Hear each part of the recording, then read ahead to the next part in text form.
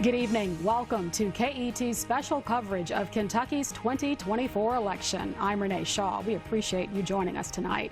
In addition to the Kentucky results in the presidential race, we're watching several big races here in Kentucky, congressional contests, state legislative races, two proposed constitutional amendments, and some key judicial posts.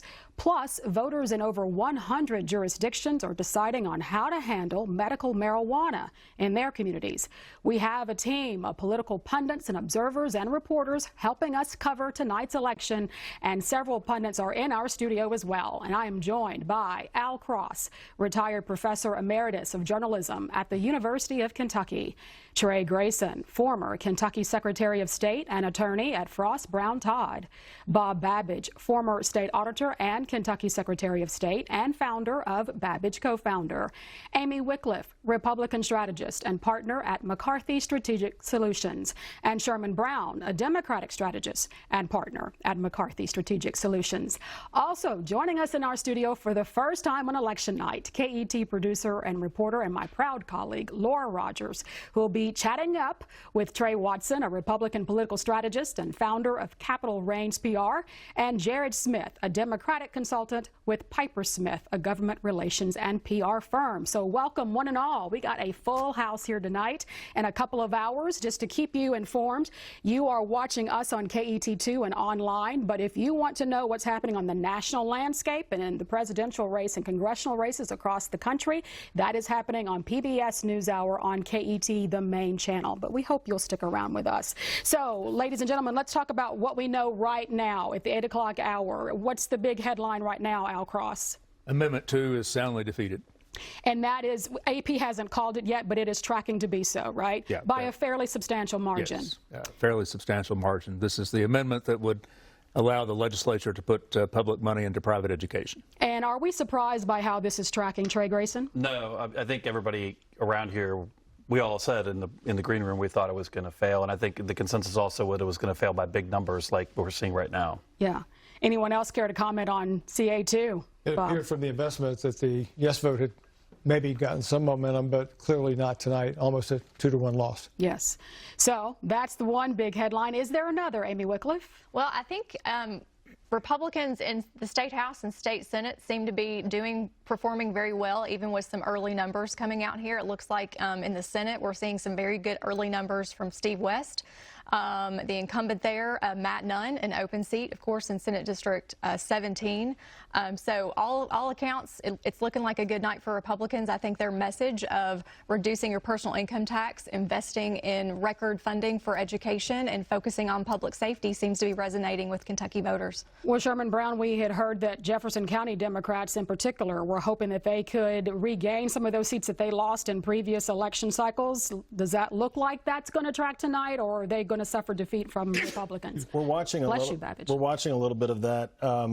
The numbers that I've gotten in so far are looking like that. You do have a close race with Kate Farrow taking on Representative Fleming. You have a close race also Colleen Davis in District 31. But really, what I'm watching is also on the Metro Council. So in the South End, some of the district in that area, there's some spots where looks like 2 of the council members are the numbers right now are trending down. Those are Democrats in that South End area. If that is the case, then you could be looking at some could play out for the rest of the team here.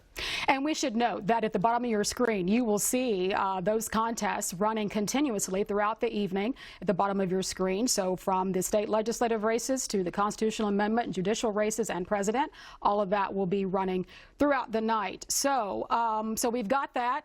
We know that congressional contests, not much action there. Right.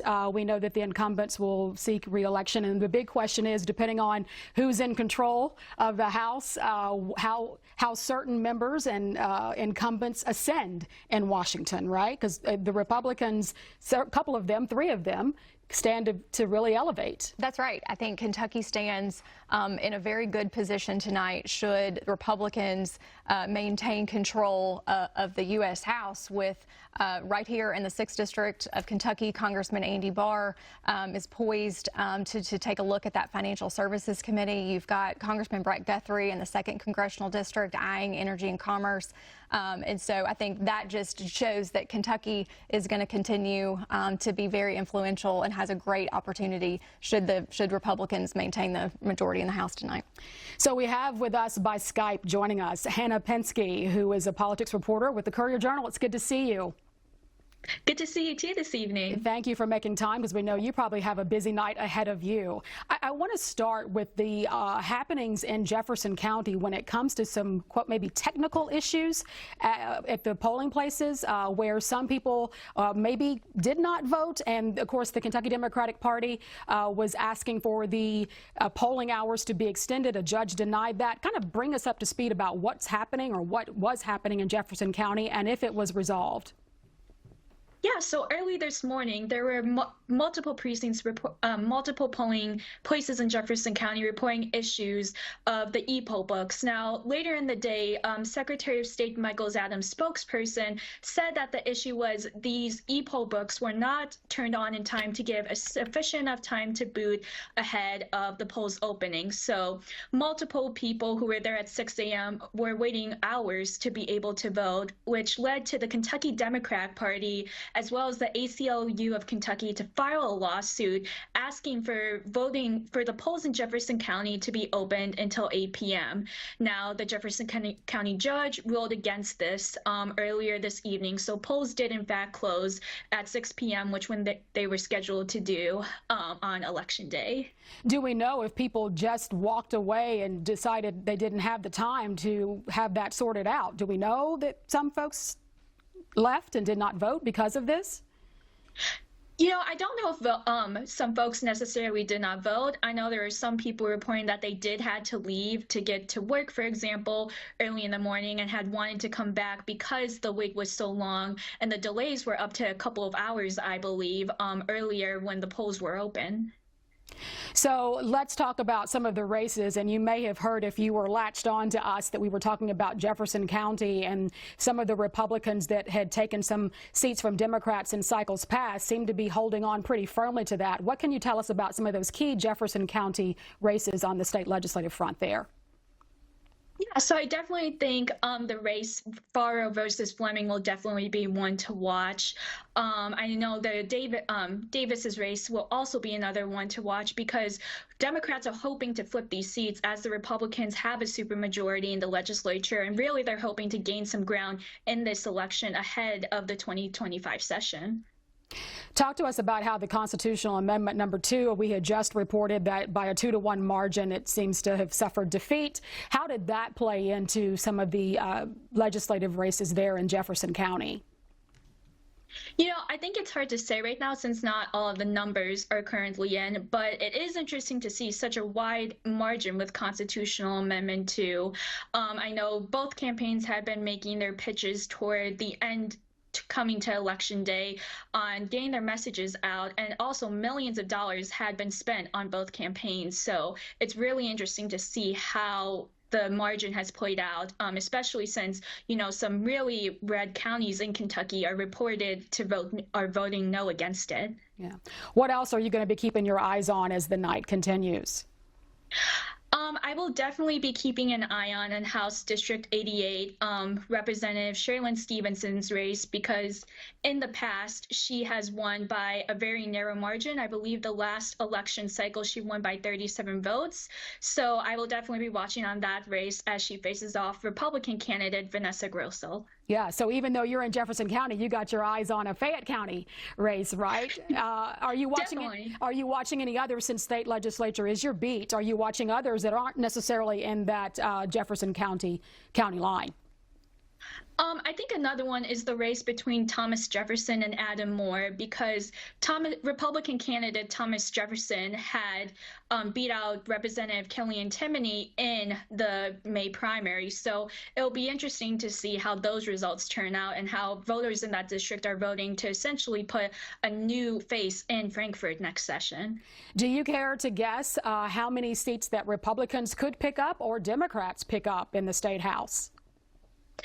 Oh, geez. I think it's a little tough to tell right now. I will say, you know, the numbers that we're seeing and with the reporting that we're seeing so far, things are looking to stay on track in terms of how many Republicans and Democrats will be in the state house and Senate. But of course, you know, it's only 8-something p.m. All of that could change in the next couple of hours.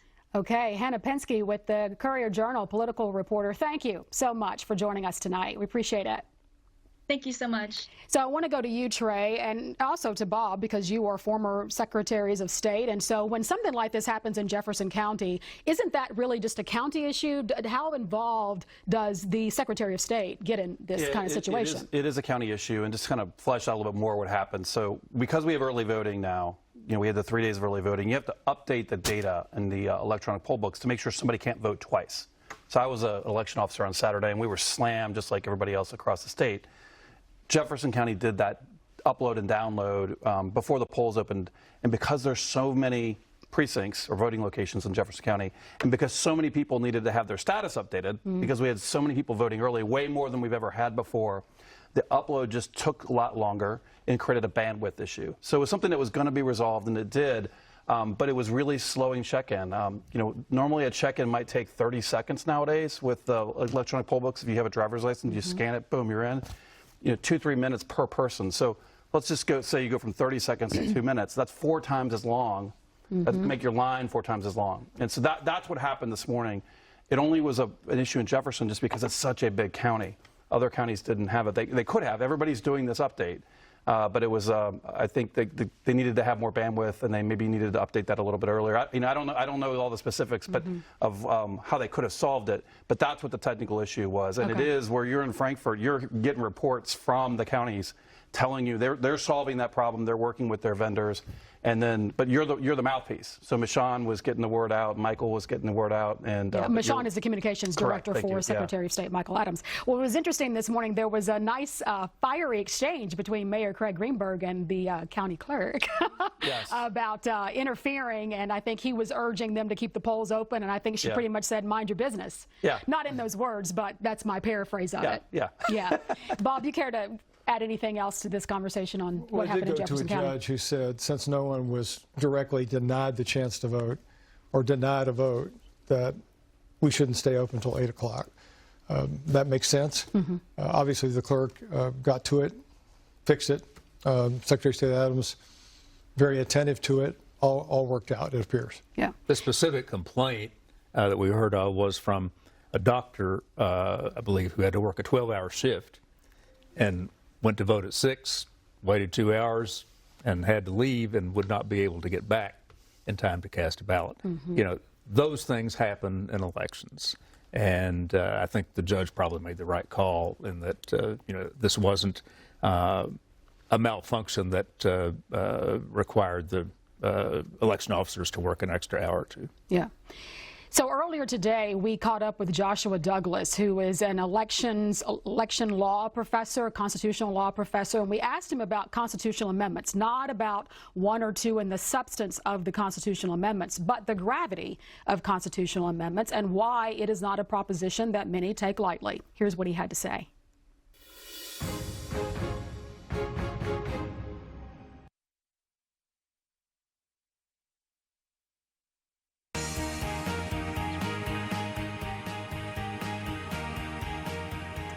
All right, we're going to bring you that Joshua Douglas commentary in just a moment. We're going to get that worked out. This happens in live television, but let's go to Trey Grayson, where you were saying that there is a race that has been called. Rachel Roberts, who's been holding a Campbell County seat for the last couple of terms, she retired. Matt Lehman was a Democrat who was the nominee for the party. Some may remember him. He ran against Thomas Massey 2 years ago. He's eked out with 99% of the vote over Terry Hatton. This is District 67, which is kind of Newport and then down the Licking River. He's eked out a win.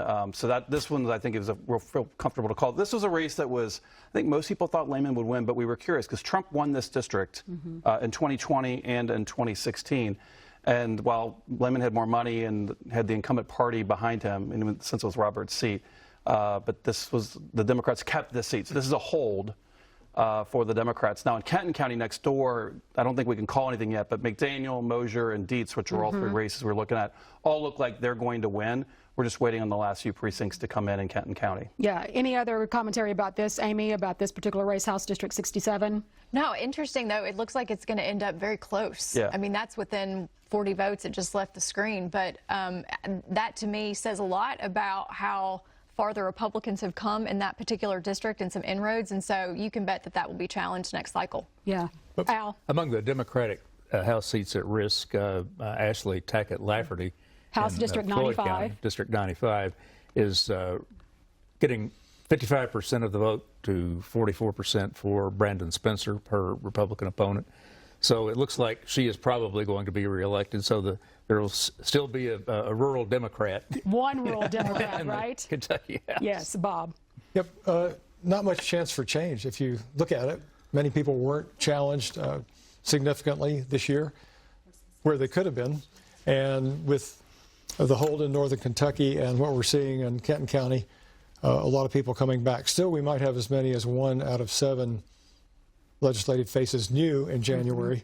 So some significant transition, but not nearly what it might have been under other circumstances. Right. And Amy, you know, we talked about last night when you were on that very robust conversation on Kentucky Tonight that we still remember very fondly about if the Republicans were able to gain more seats in the House, what that would mean for the way that business would be done and even the leadership possibly in the next legislative session. Yeah, anytime you've got 80 people right now is a lot to corral in a House Republican caucus. You add 2 more members to that. You know, we may be sitting, I think tonight we end up anywhere between 79 and 81 members, depending on how everything shakes out in the House Republican caucus.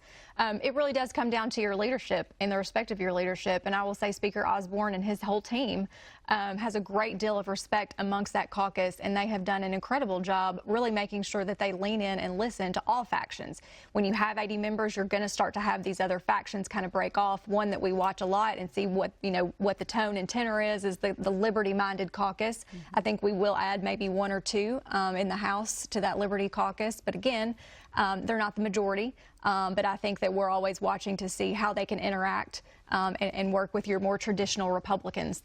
And what does this mean, Sherman Brown, for Democrats in the House who may lose a seat, may pick up a seat, but they'll still be in the super duper minority? I don't think much changes. I think right now what they're going to be trying to do is, you know, again, you've seen it. We were talking about it a little bit in the green room of trying to tie themselves to Andy Beshear and his popularity. I think that'll be, you know, we've seen more working together here. Not that they weren't working together, but I think more even through the election cycle. Clearly, the governor was running for re-election in 22 and 23. So I'm interested to see kind of how that goes over the next year or 2 years. Now, especially that he's on the national stage. Absolutely. So now we want to go to my colleague, Laura Rogers, who is just right by us in the studio here. Laura. Thank you so much, Renee. And we were just talking about House District 45. This is a race that you all have your eyes on here in Fayette County. And it appears Adam Moore is leading in that race. Yeah, it looks like Fayette County numbers just came in, and with 99% reporting, Adam Moore has got about a little bit under a 300 vote margin. So that would be a pickup for Democrats. That's one where Thomas Jefferson, who's kind of from the Liberty wing, let's call him insurgent maybe, because they're I have problems with calling him Liberty, but that's another conversation. But that's going to be a pickup. Thomas Jefferson beat Timoney in a very kind of nasty campaign in the primary, and it looks like he's going to go down, which I think leads to questions about whether or not these kind of Liberty-ish candidates, are they kind of limited on the territory in Kentucky where they can win elections, because that was one I think that they thought they could pick up. It's been a Republican seat forever. That was Stan Lee's old seat before it was kind of changed into redistricting. So I think it's an upset in the grand scheme of things, but I think people saw that it could happen. And also, I want to see the 88 numbers just dropped. They got 70% in, so I don't know if Scott County's in yet on that race. But Sherilyn Stevenson has a 5-point lead, which is a big lead for races are usually a handful of votes every time. So with 70% in. She's got 8,600 and change, and Vanessa has 7,600 and change. So that's looking promising for Sherilyn to hold on to that seat. I'm guessing that was the Fayette County drop, Yeah. and we're still waiting on Scott County in that one. And so going back to the conversation with House District 45, did you think that opened up opportunity for Adam Moore to maybe appeal to a more moderate voter if his Republican challenger does lean more conservative? Right, and I also believe Adam Moore had some affiliation with the McConnell campaign, and so he was a Republican at one point. And He was a McConnell Democrat. intern, I believe. At one Yeah, point. but he's a veteran. You know, he could speak a lot to people that are in the middle, but maybe just on the right-leaning side of being a moderate, but being a Republican. Felt very comfortable voting for Adam Moore. Could this race indicate some things that we'll see in Louisville? Because Democrats hoping to pick up some seats they lost 2 years ago. Do you think this is an indicator of the results we'll see in Jefferson County? This is actually probably more conservative a district than some of those districts in Louisville where Susan Witten is and where Ken Fleming are, and Emily Callaway. You know, I think some of those districts are a little more left-leaning than the district that Moore probably just picked up. Now, with the shenanigans that happened this morning, which there's no excuse for, you know, I think that we probably have to stay up a little bit later tonight to see. I'll say this, Jefferson did struggle to raise money in the general election, didn't raise a ton, didn't spend a ton, and he's further right than those other candidates up in Jefferson County. And, you know, Witten, Callaway, Fleming, they raised a ton of money. Over $200,000 for a state house campaign is a lot of cash.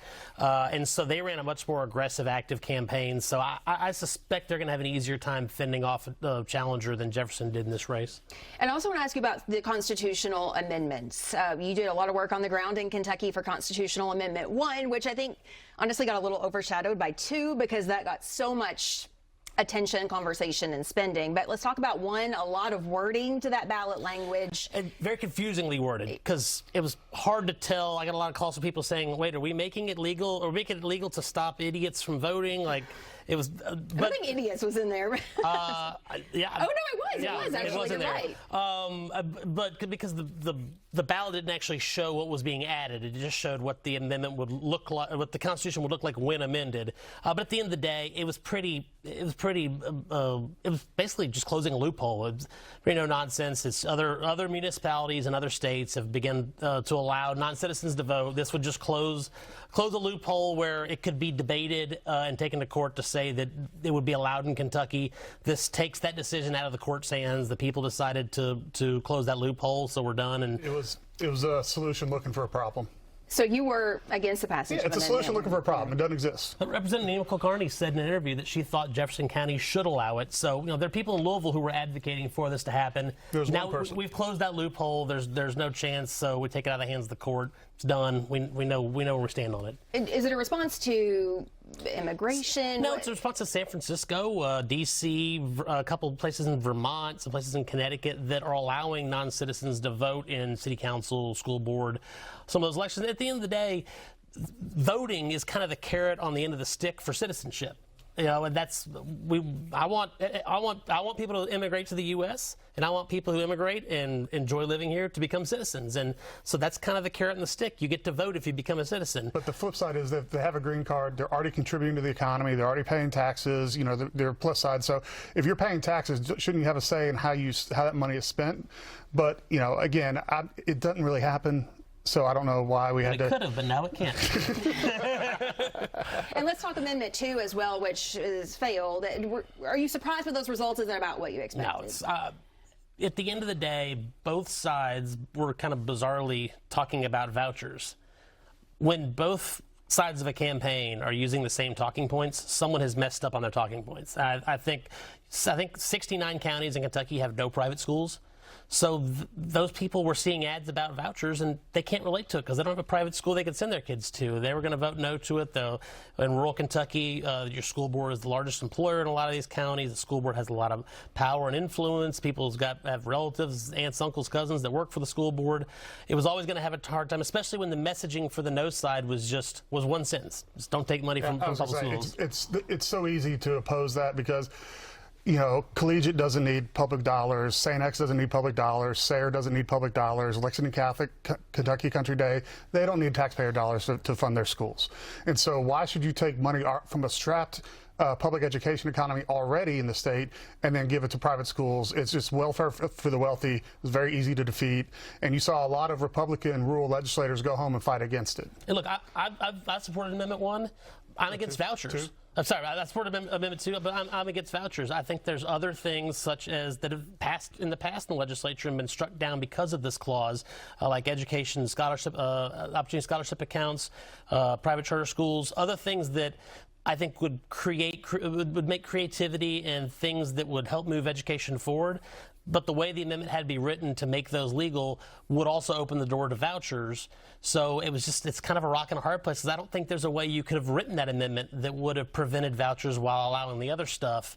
So I don't know where we go from here on these particular issues. I think maybe if they try to come back, they'll put into the amendment, like, these schools will have testing with, like, public schools. They'll have to be subject to open record requests like other public schools. But that's still more of an implementation thing. I don't know that that's what you write into the Constitution. So again, I think it's well, legislature can put it in a bill. I mean, yeah, but I mean, you'd have to have the bill. It wouldn't be in the amendments. It's the whole thing. It's not my job to tell them how to figure it out. So I'm gonna stop. Well, my next question was: do you think this will put that issue to rest, and we'll move on from the notion of charter schools down the road? But you're indicating you think it might come back into play in the General Assembly. It might, but if you look at the Supreme Court race that's going on right now, Goodwine is going to win easily, and she'll be on that, and that keeps Kentucky Supreme Court a little center left. And so that the Supreme Court is the one that has struck down repeated attempts by the legislature to do something with vouchers. And so I think that, you know, if she had lost, then maybe there'd be a much more appetite, but she's not going to lose. So I'm curious to see what happens. But the public charter school law is still on the books. I think it hasn't really been used yet because people were looking to see if this could pass, that could go other directions. So I would suspect you'll see the legislature come back and be more active on trying to get some of those charter schools open that are public schools, just like a regular school. Teachers would be, you know, hired through the same systems with the same oversights. I think you'll probably see that part of that charter school law revisited and see if they can't get some of those opened as test. We don't need charter projects. schools. We got magnet schools. I mean, there's all kinds of special schools for that. I mean, charter schools get to pick and choose what students they want. They get to cherry pick. They probably won't take any special education students. It's not a good fit for Kentucky. Yeah. Well, we will toss it back to Renee, and much more discussion to come from you two as we go throughout the evening. Thank you so much. And Renee, we'll send it back to you. Thank you, Laura, and thank you, Trey and Jared. So there are some news outlets who have called the race in the 1st Congressional District for James Comer, his Democratic challenger, Aaron Marshall. So NBC has called that. AP, we're waiting on AP to call it for James Comer. But earlier this evening, we did have a reporter, June Leffler, who caught up with the congressman in Frankfort, and she asked him about Constitutional Amendment number 2. Listen to this. On the constitutional amendment, well, I think that that's a state issue, and I've kind of tried to stay back and let the state legislators work on trying to promote those issues. So I'll talk about those more on down the road. Okay. Yeah, so you're not your colleague in the House, but your colleague in the Senate, Rand Paul. He was very vocal about the constitutional amendments, but you're not. No, well, look, Rand Paul, you know, he's very passionate about that issue. I strongly support public education. I think that we need to focus on how we spend our public education dollars and spend them more efficiently. I don't ever want to do anything to cut public education funding. I believe that we need to give the local school systems more authority to be able to spend the money on how they see best. I think there are too many strings attached to a lot of this federal money. So I want to work with our educators and our school superintendents and our school board members to be able to take the education funding we have and spend it more efficiently. I think we can do better in public education. I appreciate our public school teachers. Hopefully, you know, in the future, we can all work together, and I'll have a lot more to say about public education in Kentucky in the future. Will you vote to certify the election results in January, regardless of who wins? Yes, I did the last time. Beshear carried Franklin, Marion, Boyle, and Henderson counties, which are in your district. Were you concerned about an upset from your Democratic challenger in these counties? Well, look, you know, there are some traditional Democrat counties in my district. I think we're going to do very well in all of those counties, even Franklin County tonight. So we've worked very hard. We've got a grassroots organization. I have 7 Democrat county judges in my congressional district. We work very closely with the Democrat judges, with the Democrat mayors. I believe that my grassroots organization speaks for itself, and we'll see with the numbers tonight, but I feel very confident we've run a good campaign. We've got a lot of Democrat support, a lot of Republican support, and just trying to do what I think is best for the people of Kentucky. Then let's just move on to some congressional issues. So in April, Congress approved $95 billion in foreign aid. You voted for military aid for Israel, but not Ukraine. Things are ever evolving, so if you had to vote again on more aid, would you vote the same way? Yes, I support Israel, I support Ukraine, but we've already given Ukraine a lot of money, and I tell you, I spent a lot of time campaigning with the 750,000 people in the 1st Congressional District. They want our tax dollars spent on America first. And I believe you're going to see that message delivered to members of Congress all across the United States. We've been supportive of Ukraine. I've been supportive of Ukraine, but I don't think that the American taxpayer can continue to send all their tax dollars to Ukraine. We've got needs in America that need to be met. We've got needs in public education. We've got needs in trying to get communication, broadband, wireless communication through rural Kentucky. The list goes on and on and on, and we can't continue to borrow money from China and send it to Ukraine. That's what's been happening, and I don't think the American taxpayer can continue to foot the bill with what's going on in Ukraine. Last question. Congress failed to pass 2 separate immigration bills this year. Will Congress be able to pass immigration reform this year, and does that depend on who's president? I think it's going to depend a lot on who's president. Look, one of the problems with the immigration bills is you've got the amnesty issue, and you've got a lot of liberals that want to reward people who have been over here illegally, and I don't think that's where the majority of Congress is going to go. I support immigration reform, especially H-2A reform. You've got a lot of people in the agriculture industry in Kentucky and a lot of people in the construction industry in Kentucky that are desperate for more labor.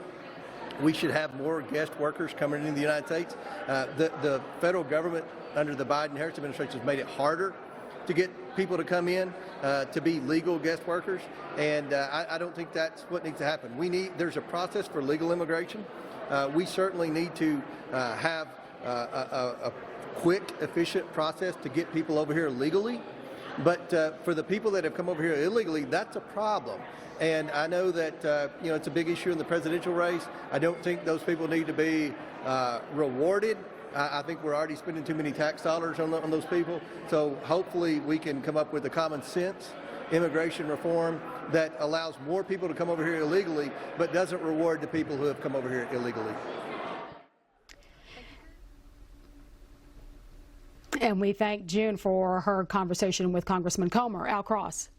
Well, the statement that the congressman made that got the most reaction from all of us in the studio was, I'll be having a lot more to say about public education in Kentucky. Which means? He's going to run for governor in 2027. That's the job he really wants and almost got nominated for, short of 83 votes in 2015. So he did not want to say very much substantive on the issue of public versus private education, which is probably going to continue. As the folks in the other room suggested, the private school advocates will still keep looking for ways to get what they want. This issue is not over. Yeah, even though the people of Kentucky have spoken pretty resoundingly about it, you think that the legislature will still find a way to do something? Maybe not right away, but that pressure will always be there. You can guarantee that. And it should be mentioned that the campaign for Amendment 2 was funded largely, we think, by this Philadelphia billionaire buddy of Senator Paul's, Jeff Yass. On the other side, you had, I think, a PAC funded largely by the KEA or its a Jefferson County affiliate, or both. Mm-hmm. Those, when you got money behind issues like that, the issues will keep arising. Well, but the reality is, though, education is the most important issue at the state level. It's more of a state issue than a federal issue, and we have some, education challenges in this state. We have school districts with poor test scores. We have a lot of socioeconomic challenges in our state because of its poverty. And so, whether this amendment passed or failed, this is always going to be a top issue. I mean, we even have local candidates. When Craig Greenberg runs for mayor of Louisville, he's running on, we're going to make our schools better. So education is going to be a big deal, and policymakers better be looking for other ways within the constitutional framework that we have right now. You know, maybe we were talking about this. Because the courts have spoken, and they still have yet to speak. Well, the courts haven't ruled on charter schools. Most states have upheld charter schools under similar kind of amendments. Only a trial judge has struck that down. There's some things you can do with open enrollment. And so there's some things you can do, but as long as we have really poor performing schools and parents who are stuck in those schools because of poverty, they don't have, like in Northern Kentucky, my kids went to Boone County schools. I went to Kenton County schools. I had great education at my from K to 12 in Kenton County. My daughters did in Boone County. But some of these kids in the River City school districts are stuck there. And the folks with more money can move, but they can't because of the way our Constitution is written. So this is always going to be a pressure point, and it's always going to be a big topic of debate in the legislature. Well, as we tried to tell you earlier, and I think we now can share with you what Josh Douglas, who is an election law professor, a constitutional law professor at University of Kentucky, shared with us, that changing the Constitution is not something that a lot of people take lightly, and he explained to us the gravity of constitutional amendments. Here's what he had to say. The state constitution is the founding document in a state government. It also provides often many more protections for individuals than does the U.S. Constitution. You know, and actually most litigation in this country goes on in the state courts and often through state constitutions or under state constitutions. And take voting rights, which we're talking about obviously on Election Day. The U.S. Constitution does not explicitly confer the right to vote. It talks about it in the negative. It says no state can deny the right to vote on certain characteristics, race, sex, inability to pay a poll tax, and age over 18. But most state constitutions go beyond the U.S. Constitution in conferring broader rights to voters. They say things like every citizen of the state shall be a qualified voter. They say things like all elections shall be free and equal. And courts have used those clauses to provide greater protection to voters. So anytime that you are amending a state constitution, you have to think about, well, what is this doing to the rights involved that are more robust than what might be in the U.S. Constitution. The other quick thing I'd say about this is that every state has a different process for amending the state constitution. In Kentucky, the legislature has to approve a state constitutional amendment. I think that constitutional amendments in some other states are more powerful because you don't have to go through the legislature at all. So the people themselves can put on the ballot an initiative to amend the state constitution by getting enough signatures.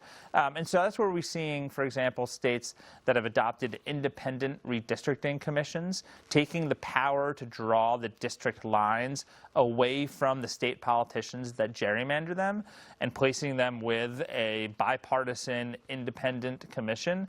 And the way many states have gotten those and created fair maps as a result is because their state constitutions can be amended just by the people themselves through a ballot initiative, instead of like in Kentucky where the legislature has to approve it first. In Kentucky, one might say, well, the legislature is pretty gerrymandered, and obviously they have a pretty political rationale for doing things, and so they can control, and there's a limit on how many state constitutional amendments can be on the ballot in every election. And so in some ways, this is, you know, the legislature trying to change the law or change the rules when they can't do it just by a law. They need to have the state constitution change things. And we thank Josh Douglas for his time earlier today to share with him the perspective on constitutional amendments. So we want to shift some focus now back to some key legislative races that we had talked about earlier at the beginning of the program. We do have some update. Amy Wycliffe, what do you got your eyes on that you want to update us on? So I'm on the hunt for any pickups in the House for the House Republicans, and it looks like House District 38, which incumbent Rachel Roarks is up against challenger Republican Kerry McKeon. This looks to be an extremely tight race coming in. We knew this was one that was on people's radars. It looks to be within a couple hundred votes at this point in time. So want to keep an eye on that as more votes come in tonight. And she has not been in the General Assembly very long, Rachel Roarks. This is her first term. Kerry has actually ran previously against in another district, I think before redistricting occurred, against Josie Raymond. She lost that race. She has been in a public school teacher. So some name recognition there. Some name recognition. Yeah, that's right. And Works won her first race by 300 votes. So, and she's in the minority, and Amy and I were talking during the break. It's really hard as a first-term incumbent running for re-election when you're in the minority. It's hard to do anything.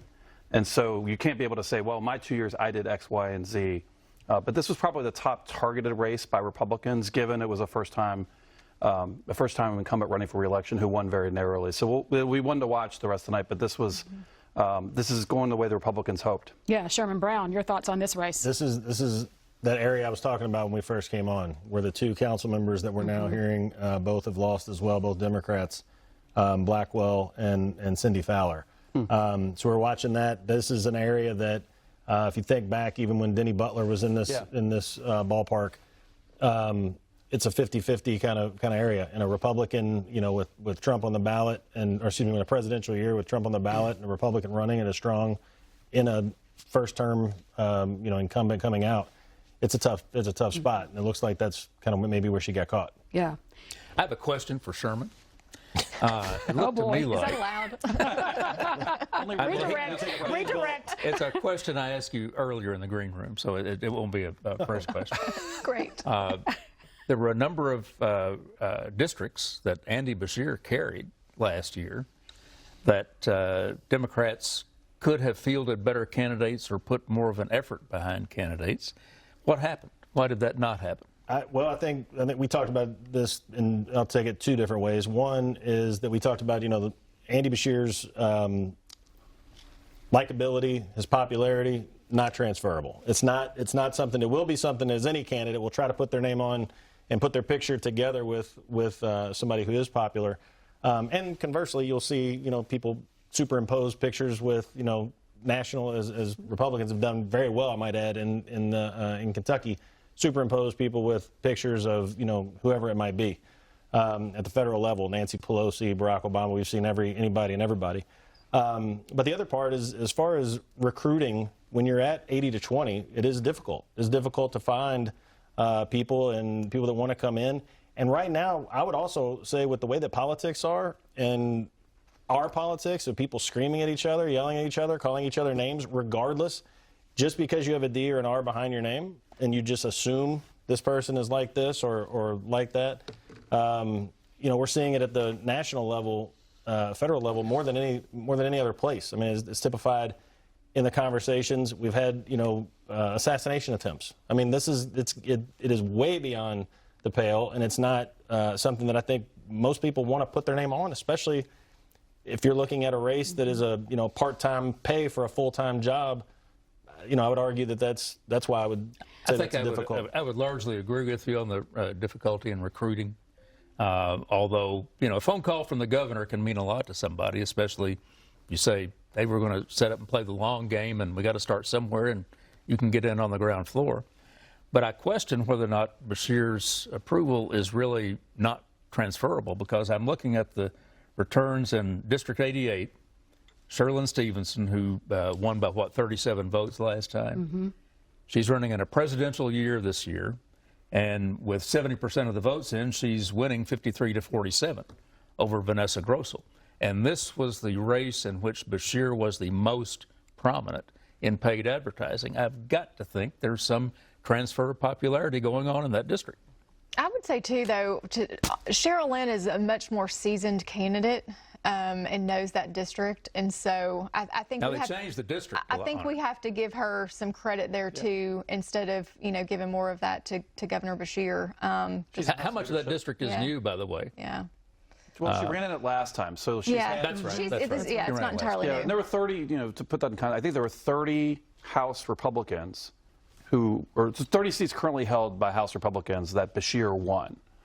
And I think the other thing to note, just in adding, I think, to Sherman's point about the difficulty of recruiting, is it's a different electorate. We have about 40% turnout in a general election in the governor's race years, maybe a little bit less, maybe a little bit more, and we're looking at be probably around 60%. So it's even if you got every single Beshear vote, that extra 20% might vary district by district. So it's a tough job. It reminds me of sort of the way the Republicans were in the 80s. The gap was just so hard. Why would you run? Like, why would you go? It's hard to be away from family. I think there is collegiality among the members, but the general public, when you're out knocking on doors and you're at events, that's the thing that's changed. And when Bob and I were running, we didn't see, there wasn't this, maybe vitriol is an exaggeration, but there wasn't just this coarseness, this rudeness, this meanness in public settings like there is today. And so I really admire folks who are sticking their necks out to run knowing all this, because it's a big sacrifice. Mike Adams gets death threats as Secretary of State. Well, if you also look at the House Democrats who left, who were in prominent positions in the House, Derek Graham, who was the floor leader, Rachel Roberts, who left, right? They've lost some pretty key people in positions, and Derek Graham would tell you he wanted to go before then, and the governor had convinced him to stay around a little longer. Well, I think the other part, too, is what you said, Al, is that the fact that the governor was doing ads and doing anything and everything involved also means that just more money was being spent there. So more of an education of who she is and advocating for her. If there's more advertising of any sort, it's going to increase numbers. I mean, that's part of what we see. Just I saw a lot of ads for her and very few for her. Bob. Right. Bob. But we remember when Jason Emas, state representative, went on a strong recruiting effort, got good candidates, and filled some Republican spots. You have to make that effort, to Al's point. If you're going to come back, you have to pick the time and do it. Next time, to Trey's points, very good. When you're out of the presidential cycle, you would have a different chance to take that on. Right. Maybe more competitive next time in several places, Republican and Democrat. So the Associated Press has called all of the congressional races in Kentucky, and we even have a press release from the office of Congressman Hal Rogers, who wins his historic 23rd term. We know he is the dean, that he was named such in 2022, longest-serving member of the House. So Rogers and all the others will be heading back to Washington. And so we'll have more from Congressman Andy Barr coming up in a little bit later on in our program. But right now, we have on Skype with us Austin Horn, who is with the Lexington Herald Leader. Good evening, Austin. How are things going? And I don't know if you've been able to hear a lot of our conversation, but your thoughts about how things are shaping up tonight. Oh, I've been able to hear everything, and I've been fascinated by particularly Al's questions on air. I think Amendment 2 is obviously the biggest election statewide. Margin here is just, I think, greater than a lot of people might have assumed. And it's all across the board. It's really everywhere where this thing is losing. The no side, I think they haven't lost a county yet, if I'm correct. Is that right? Because we thought that was going to be more of a rural-urban maybe divide there where that fell out. So you're saying that that's not holding to be the case. No, not at all. And then in Lexington, we've got some interesting ones here. It looks as though 2 incumbents have been defeated. We've got Tanya Fogel in District 1 falling to Tyler Morton. And then Brenda Menarez, who has been in the news for various controversies, looks to be defeated by Emma Curtis, which makes her the first transgender, not elected official, but transgender out city council person, at least in Lexington. That's a really big one for the community. And then Judge Goodwine, Court of Appeals Justice Pamela Goodwine, has absolutely trounced her competitor, Erin Izzo. I think in Lexington, at least, it was a 62-point margin, which is just, for a nonpartisan race where people don't really get too much info about it, or at least they don't have the benchmark to compare, president to this other person on the ticket. That's a genuinely remarkable margin for her. And even though, Austin, to that point, even though it's not a partisan race, certainly there were partisan interests that lined up behind the candidates, right? And money and endorsements that came in partisan fashion. Absolutely. Judge Goodwine got the Democratic backing in the state. I think kind of the machine as it exists all across Kentucky really went in for Judge Goodwine. That includes Governor Beshear, which has its own set of complications that various groups have pointed out. The governor has been before the Kentucky Supreme Court before, so what does this mean for potential future cases where Beshear might have to take an issue to the Supreme Court. It's uncertain. We don't know how that plays out, but I guess we'll get an answer if they do sort of point out a conflict of any kind. Yeah. Can you tell us anything about the Senate District 29 race where there were 11 write-in candidates, and this was due to the death of Johnny Turner, who passed away a few weeks ago after a riding lawnmower accident? I can tell you nothing. I haven't seen any. I haven't seen any results. I think it's going to take a second for them to process all those names. I don't know if you guys have anything on that front. Generally speaking, it looks like I think the theme for the state legislative races so far is stasis. I think Republicans, as you guys pointed out previously, look like they're going to flip that one suburban Jefferson County district Rachel Roark's is. It seems that way. It's very close. It looks like Sherilyn Stevenson, like you guys mentioned earlier, holds in the 88th district, although there's some outstanding vote there. So we'll see. It could change. But it also looks like Adam Moore in the suburban kind of southwestern Fayette, little portion of Jessamine, flips that district. That's Killian Timoney's old district over Thomas Jefferson. It's very, very tight. So I expect a recanvass, recount, all the above.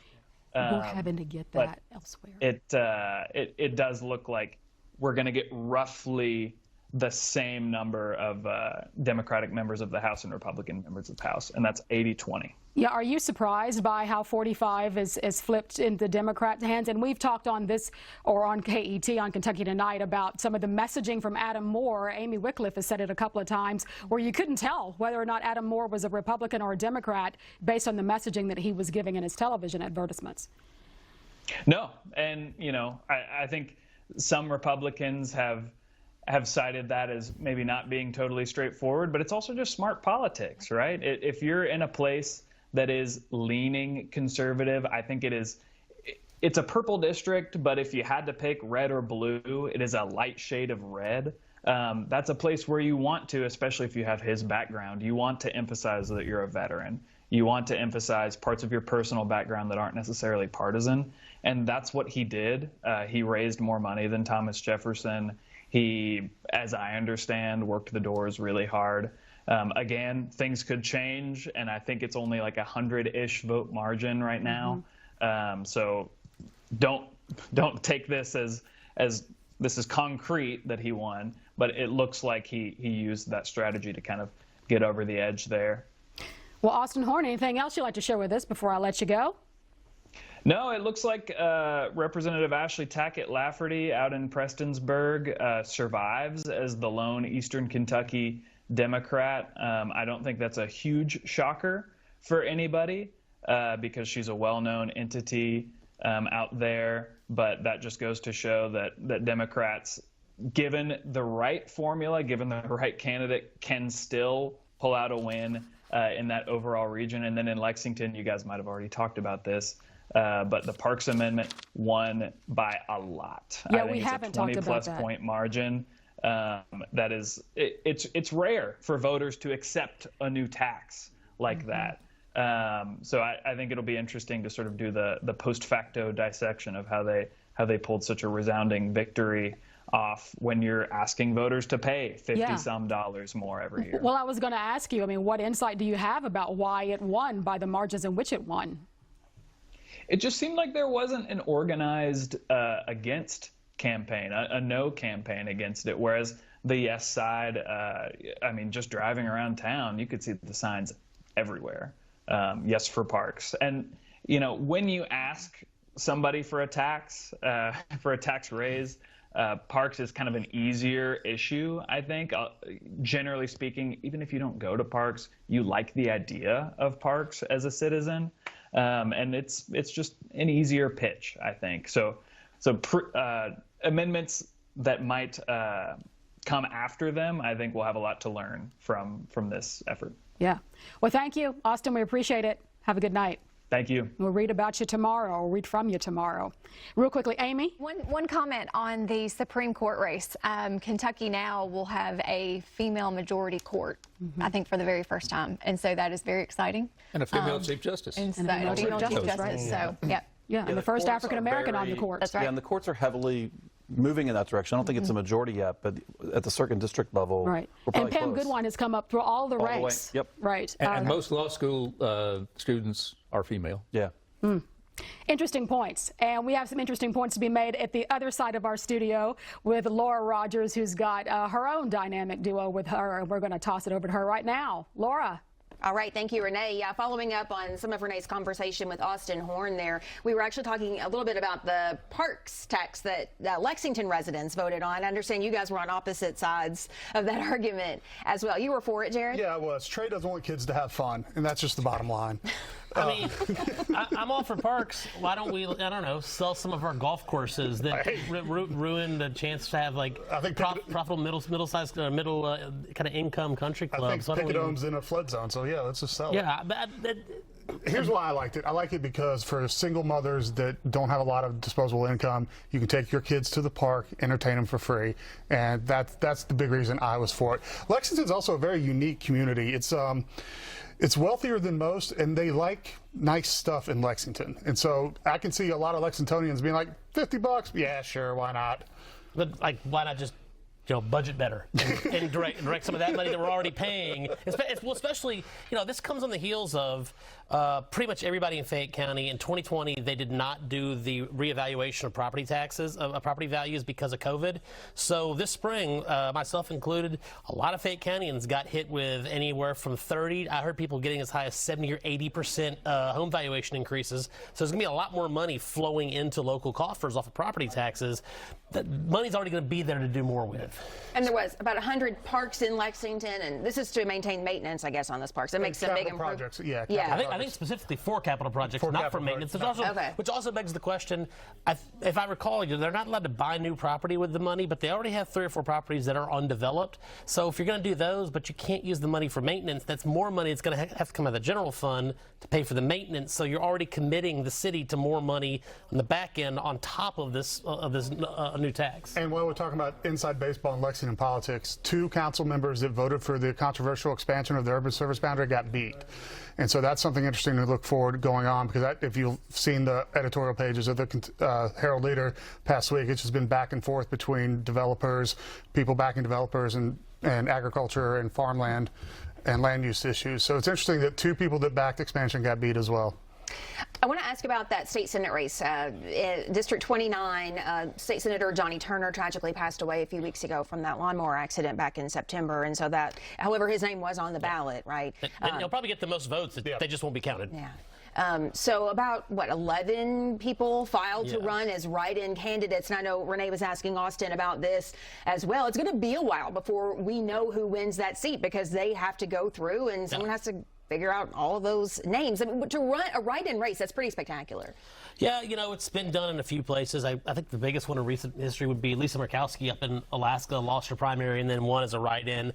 Very famous. That's an incumbent. And also well-known family last name up there. I will say, I talked to a couple of the county judges in that district this morning, and I think Scott Maiden will probably win that. He's the mayor of Pineville. Also in Bell County, his family has been involved in politics for decades, so it's an odd spelling for the name. But in Bell County, it's one that's known and known to be involved in politics. Also, when you get in East Kentucky, a lot of that has to do with what's the turnout machine look like down there? How much can the machine make sure that their people get to the polls with the correct instructions that they have to write the name in? And Bell County's probably got the strongest of those machines along with a good-sized population to be able to carry Maiden across the line. He's also a former vice president, I believe, of the Kentucky League of Cities, which means he's got some inroads in all the counties with the mayors there. So, I think if he can get a few votes from his mayor friends and then carry Bell County strong, I think that'll probably get through. And he's also backed by the state Republican Party, by the Senate caucus. So I would suspect he'll win, but it's a bizarre situation and really anything can happen. But if you're trying to look at the tea leaves and trying to make an educated guess, I would say Maiden is the heavy favorite. You talk about being an educated, informed voter that you have. So this is not just coloring in a bubble, right? I mean, this is writing out a name, and like you said, it's an unusual spelling of the name. I don't know how they deal with misspelling. I think they judge intent. We checked. We actually checked this because we got it wrong on the podcast. It's just the intent. They don't have to spell it correctly. If they had to spell it correctly, Maiden would be in trouble because it's M-A-D-O-N, which I think would be interesting. Interesting enough, on the other side, my buddy Justin Noble is a trial attorney down there. He was endorsed by the governor, endorsed by Rocky Atkins.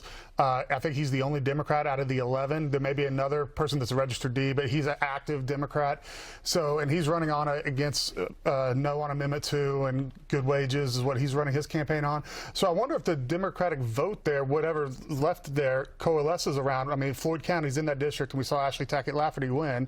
If that comes into play, I'd love to hear from Al and Bob if they've ever seen anything like this. 13 days to go, 11 write-in candidates, and the only place in the country perfect for this, Eastern Kentucky. I mean, it's who's got the biggest family, who's goes to the biggest church. I mean, honestly, if the FBI didn't have some people stationed around there trolling through, just given the history of shenanigans in East Kentucky politics. How dare you?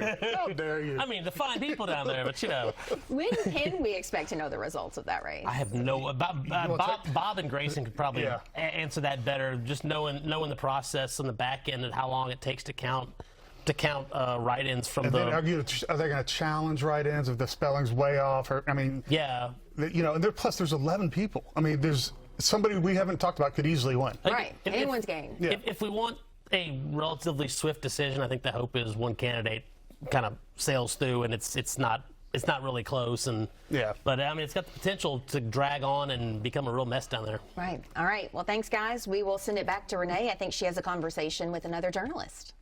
Yeah, we'll get to Derek Operly from WKMS in Murray in just a little bit because we're working on his Skype connection. We want to make sure that's solid so you can see and hear him. But let's pick up the conversation over here, Al Cross, about this Pineville mayor and Maiden. And I also am curious about how close do you have to have the spelling before it's counted? Can you be off a consonant or a vowel, or does it matter? So first of all, what can you tell us about Scott I'll Maiden? leave the vowels to Bob. But I do know that Maiden was recruited for this race by the Senate Republican leadership, and they promised him $60,000 for advertising. Okay. And they came through with that? As far as I know, they tend to come through on what they promise. You care to comment on? It could be close, Trey. We've looked at these kinds of things before. It's about the voters' intent, so we'll see how close they come. To be exact. So, Madden, Maiden, I mean, but I don't think anybody's last names were close. Right. So the way it works is tonight when they were doing all the other races, the machine will say, hey, there was a write-in vote. So then you have to go look, and it'll scan the portion on the ballot where you write the name. So then the county board of elections has to go through and review ballot by ballot for each race. Now you have to do this in all races where there's a certified write-in candidate. So in presidential, you'll have this will slower because we know it doesn't matter, but there's certified candidates in the presidential race, and then also often in city and school board, school and water. But yeah, I would imagine tomorrow.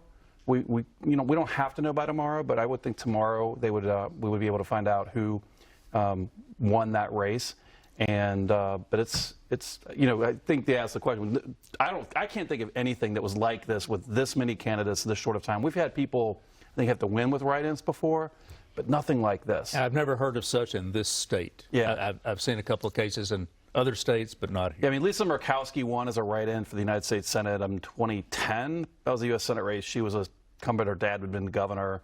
Murkowski was a hard name to spell, and there you had to spell it correctly. They were used to spelling it, though. Yeah, they were used to spelling. We're a little bit more lenient with our spelling here in Kentucky. Right. Well, and when you look at the type of campaign that you have to put together in a week and a half, it's really not about who the person is. You hope that locals have some sense of who it is. It's how to write in the name. Yeah. And so when you look at the money that has been spent in this race, I mean, you've seen web ads that literally show you how to write in, where to do it. You had some mobile signs that were very all over the district today to remind people as they were driving around on their way to the polls how to write in. And so it's a different campaign that has to come together very quickly. Well, and some would say, why not this be a special election, given the circumstances and it being so close to the general election, to give people a solid chance to understand who's running? You can't stop people from writing in. That's right. People are unaware of this. You can write in a vote for anybody for any office. Yeah, it has to be kid on the voted ballot for me for Congress. Yeah.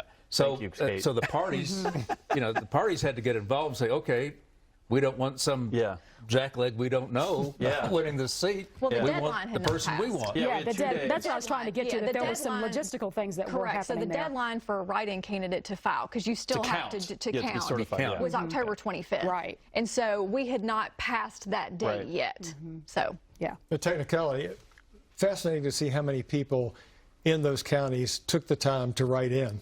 That's a number I'd like to know. Yeah, and you can't write the first name. So, like, if let's say I were a candidate, a lot of people just know me as Trey, and they know how to spell Trey, unlike the other Trey. Unlike the other Watson. So if you just wrote right? Trey, it wouldn't count. But if you wrote Grayson, the minor misspelling is intent. It's clear. It's in the reg. I actually got the reg up right now just to make sure we were saying it correctly.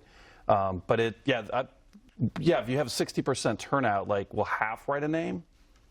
Who knows? Right. So we want to go back and revisit some state legislative races that we talked about earlier where we had almost pronounced a winner, and we're seeing a little change here. In House District 38, according to the Associated Press, it looks like the Democrat incumbent, Rachel Rourke, has a 249-vote lead over Kerry Sanders McKinn.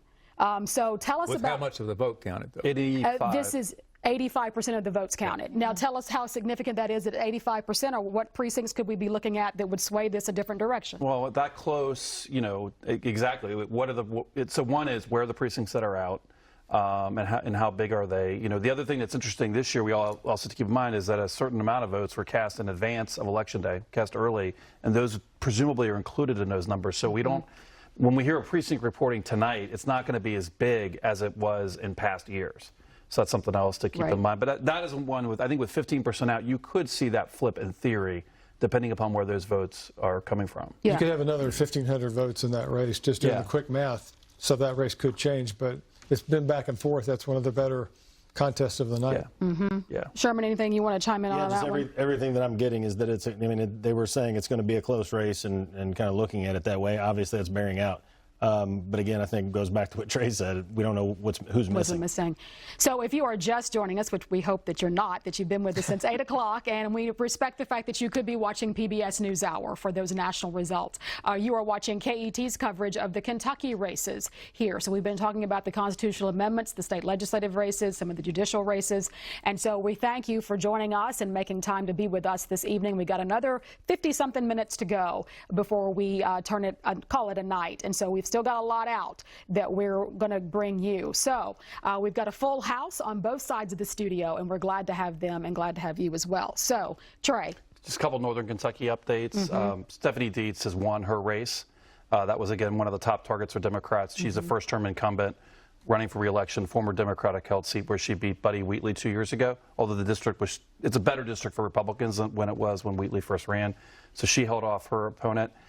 Kim Mosier and Mike Kleins have both been called as the winners by Link, the local media organization in Northern Kentucky. So looks kind of like status quo in Northern Kentucky, with the Republicans winning the Republican seats and the Democrats winning the one House seat. And Chairman McDaniel. Yeah, and Chris McDaniel, he's up like 60-40 right now. And so that's that Senate District 23. Senate District 23. Was that ever close? Well, there was some. It's a district that Beshear won. So it was a question, I think, going in, and it's also, all the things that, if you were a Democrat looking at, Beshear won, the abortion issue, used to be a big, Northern Kentucky used to be a big pro-life community, now maybe not so much. McDaniel has never had a real competitive race. He's been able to win pretty comfortably, but his opponent was not very well known, and I think ultimately didn't get didn't raise a lot of money, and a 20-point win is a nice win. McDaniel crushed it. Well, and I will also say to this race, and I'm looking at Senate District 27, because what I have been trying to keep track of is where Beshear won counties and how that translates down to some of these Senate districts and House districts. And looking at Steve West here, you had Beshear won 4 of the 7 counties in 23, and you have West leading all of these counties except for Fayette right now. And so I think that, and I know that the Democrats have been looking at this race. Molly Jean Crane is the Democrat who has been up on air for the last several weeks. But that's going to be interesting to see how. We wondered if that would translate down because we knew that the governor and his team were trying to. Well, the Republicans apparently worried about that because they mounted an attack ad on Molly Jean Crank. Yeah. Well, I think anytime you have a challenger who has the resources behind her to be on and TV she had an issue to run on. for such a lengthy time, right? She had ties into the farming community up in Fleming County with her family ties. But look, this is a race. I said the other day, this is where leadership and experience matters. And I think Steve West, chairmanship of the Senate Education, serves on agriculture. I think those ties have fared very well for him tonight. It is a dilemma when you are the incumbent running against the first-time candidate. Do you go negative, thus perhaps raising the profile? And how do you go negative? Is it, because how the voters will receive that? So, you don't want to you don't want to lose an election because you could have gone negative, had a debate about going negative, didn't go negative, and had something relevant that the voters might have made decisions upon. And so you just wrestle with this, and you don't want to do it unnecessarily, but you don't, as McConnell said, you don't want to leave anything behind. Sounds to me like they had plenty of money and they spent it just to make sure. Yeah. So let's talk about some wet-dry elections. Clinton County, Menifee, and Morgan County. What's the verdicts in those counties? Menifee and Morgan counties voted wet. Cheers. Toast. Morgan right? 60%, Menifee 64%. And Clinton County, my home county, remains now one of the one or two still dry counties in Kentucky because the Dries won by about 100 votes. Wow. About 2,400 to 2,300. And they voted on this in the last few years. And several years ago, the result was much wider. It was a very interesting campaign, or lack of a campaign, really, by the proponents. I think they felt like this was an issue that people weren't persuadable on. You're either wet or you're dry. And I think they didn't really mount much of a campaign. I saw no advertising in the Clinton County News, and it seems to me that just a little modicum of advertising to remind people to turn out and vote for this might have made the difference. Right. So many people may be curious about the 103 cities and counties that were going to have a medical marijuana decision or a question on their ballot. And let's talk about who's tracking that. We know that this is being tracked by the State Board of Elections, but when we talked to Sam Flynn, who runs the Office of Medical Cannabis, he said we won't know those results until tomorrow. So tell us about how this will work, Trey. So we have bifurcated results reporting. So when you go to the State Board of Elections site, you see lots of statewide races, but the races that file in Frankfurt are the ones that are actually certified by the State Board of Elections. Medical marijuana are not. Those are local races. So like that wet-dry votes that Al was describing, those aren't certified at the state level.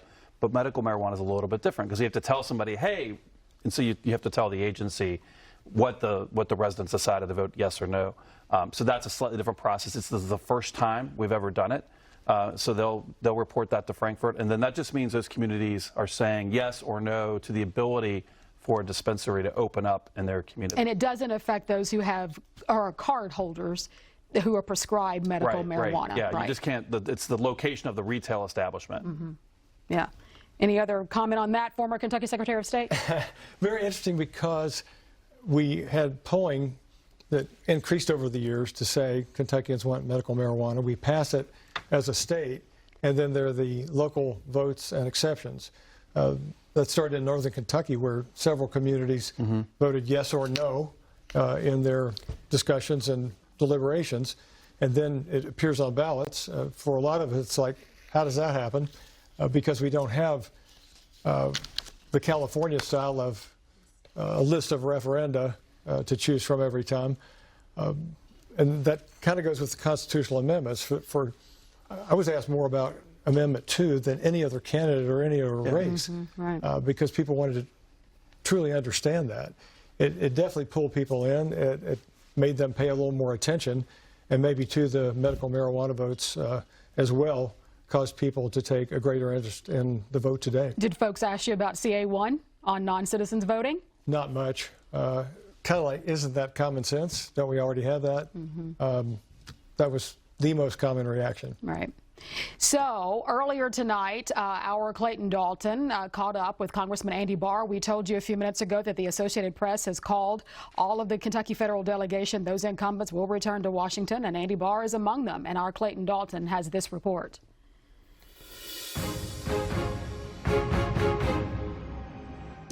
Republican Congressman Andy Barr is Washington bound again for his 7th term in office. He was first elected in 2012, and he represents Kentucky's 6th district, which covers Lexington and Richmond. What was once considered a purple district more than a decade ago is now solidly red. I asked him what he thinks the top priorities of Congress should be in the next session.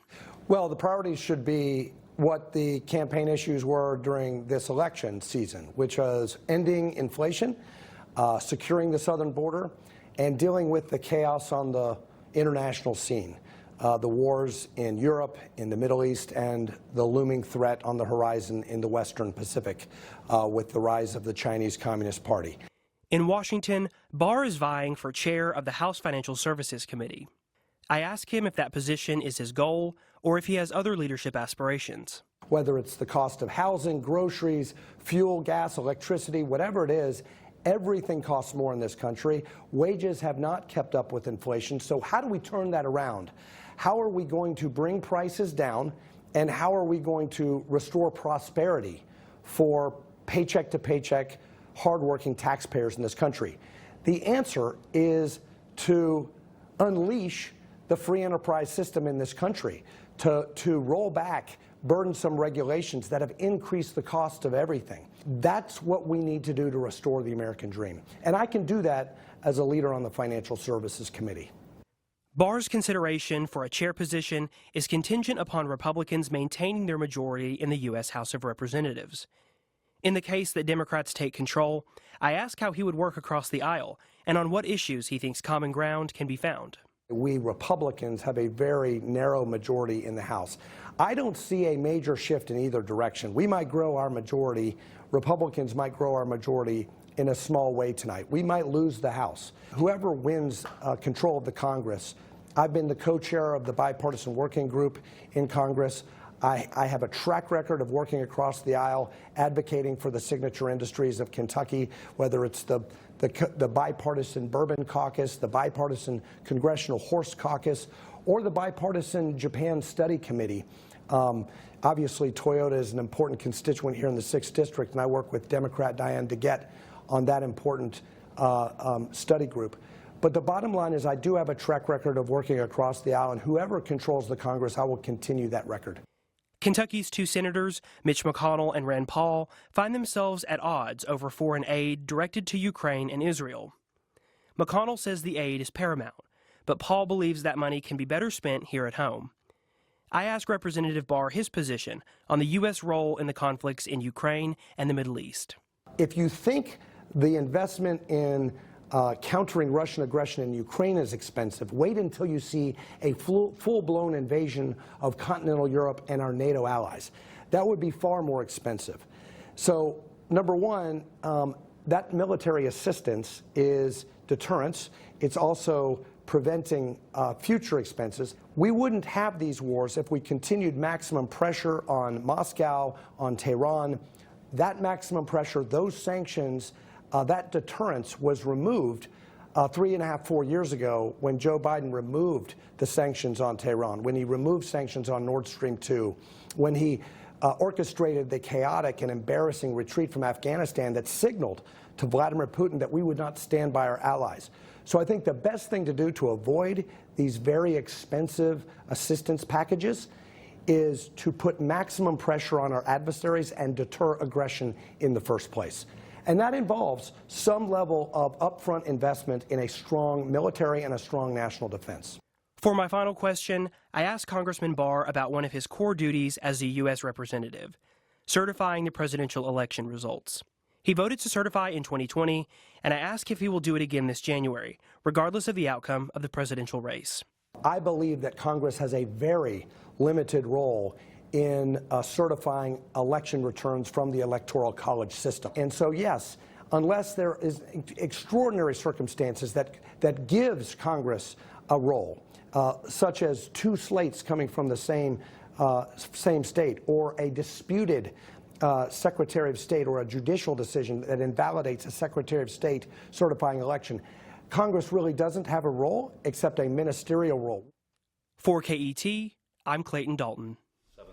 So we thank Clayton Dalton for that report and the time of Congressman Barr.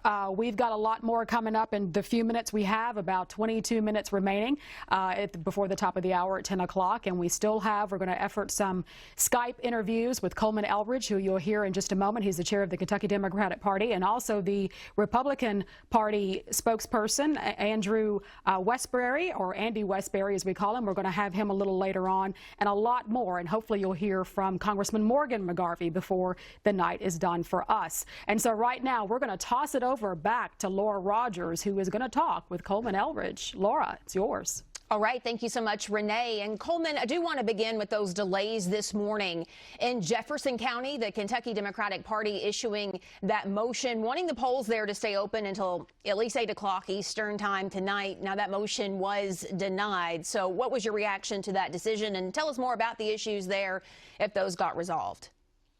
Well, look, we are disappointed by the court's ruling that that the polls couldn't stay open. What we heard throughout certain precincts was that there were technical issues with the ability to vote, that there were lines extending to folks waiting somewhere around 3 hours, and that folks were leaving because they had to go to work, they had to do other things. And so what we were asking for was relief for the voters of Jefferson County. And it was unfortunate that the Kentucky Republican Party decided to put politics first and to not join with us in doing the very easy, basic civic thing to do, which was to keep the polls open so that those who were impacted by what apparently was human error would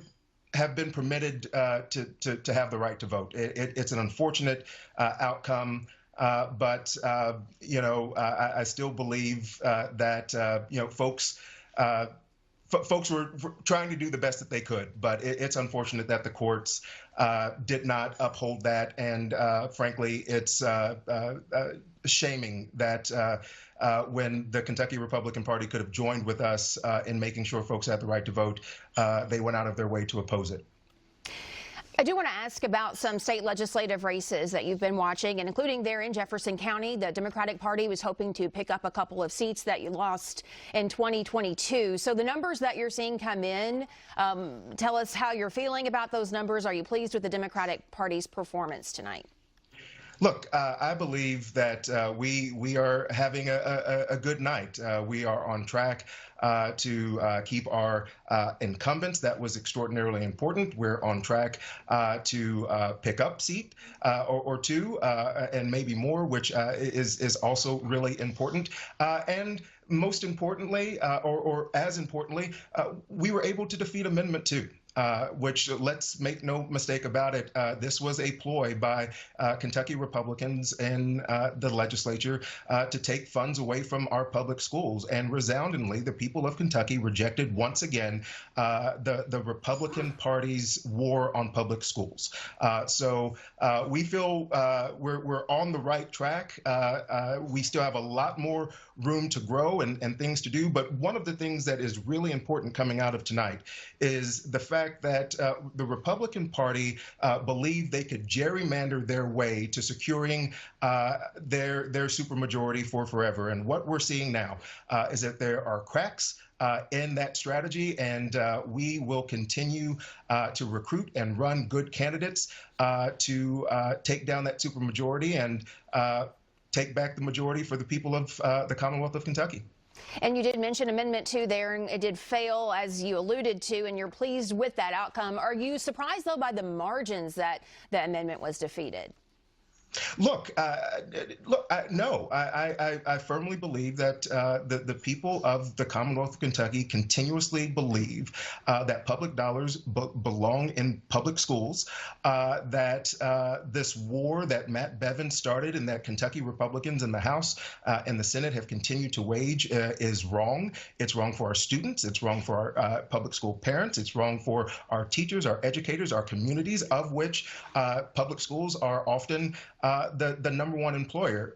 Look, from the beginning, Governor Beshear and Lieutenant Governor Coleman said they did not just want to defeat this amendment, they wanted to blow it out of the water. And folks in a bipartisan way trusted, once again, Andy Beshear and Jacqueline Coleman with that message and responded accordingly. We are extraordinarily pleased.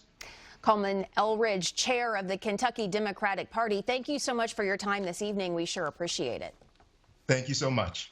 And so Trey and Jared want to get some response from you all on some of what Coleman had to say about that. And he did, called that amendment to a war on public education. Do you think that was the perspective on that amendment from a lot of voters? I think that's certainly what the no side spent a lot of money trying to make it into. I think that you simply have a group of people who think that every other state has kind of reformed and moved forward with new educational policies. Our Constitution was written in 1891. There's been a lot of advancements in educational theory and processes since then, but our Constitution is very limiting, and more limiting than most other states.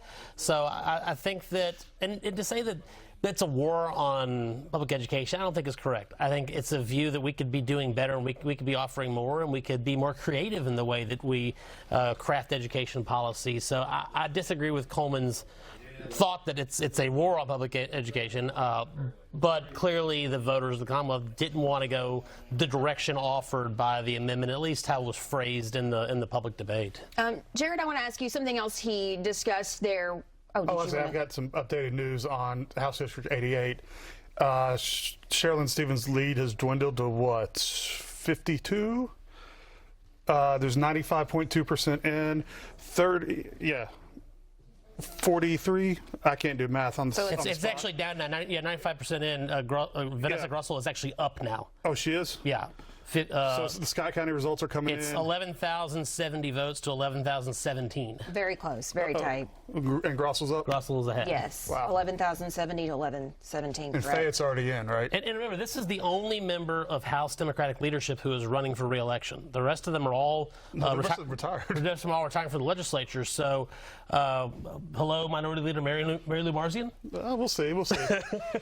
So I want to ask you, because Coleman was talking about they would continue to recruit people to run for Democratic office in Kentucky. I mean, it's no secret we're a deeply red state, and in a lot of these districts, the Democrats aren't even fielding candidates. And so what do you think will be the strategy of the Kentucky Democratic Party moving forward? Well, you need to find people that are very pro-public education. As you saw, the state of Kentucky overwhelmingly supports public education in the state.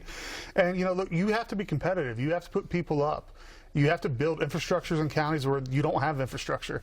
You have to hone your message in the suburbs. Not everybody can have the last name Beshear.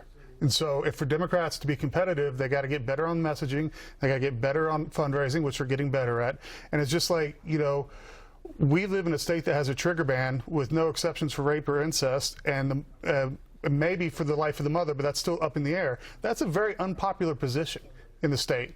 And so I think the Democrats need to lean into that and women's reproductive rights, and I think that's a path forward back for them. And I think Coleman continues to talk about redistricting and gerrymandering.